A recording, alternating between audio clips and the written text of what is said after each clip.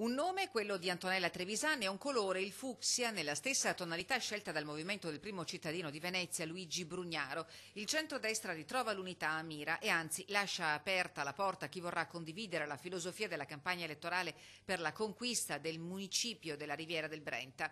La candidata sindaco stamani ha inaugurato il punto comune al 244 di Via Nazionale, luogo di ascolto per tutti i cittadini a cui in questi giorni sono state consegnate le cartoline su cui si chiede di indicare problemi e priorità per Mira.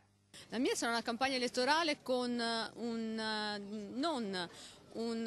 diciamo, dei temi già ben precisi. Verrà scritta assieme alle problematiche dei singoli cittadini. Ovviamente condivideremo il tutto parlando, suonando porta a porta, cosa che ho già fatto, con i vari cittadini.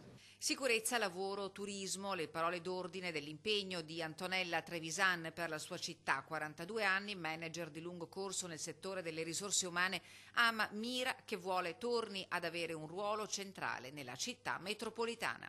In quest'ultimo periodo l'ho vista isolarsi totalmente, ci ha isolato da tutto il resto della città metropolitana, da tutti i comuni. Quindi ho deciso che forse era il caso di alzare la testa, non tenerla più sotto la sabbia e di mettermi io in prima persona a cercare di risvegliarla. Da 1 a 10 quant'è il livello della sua emozione? 11 in questo momento.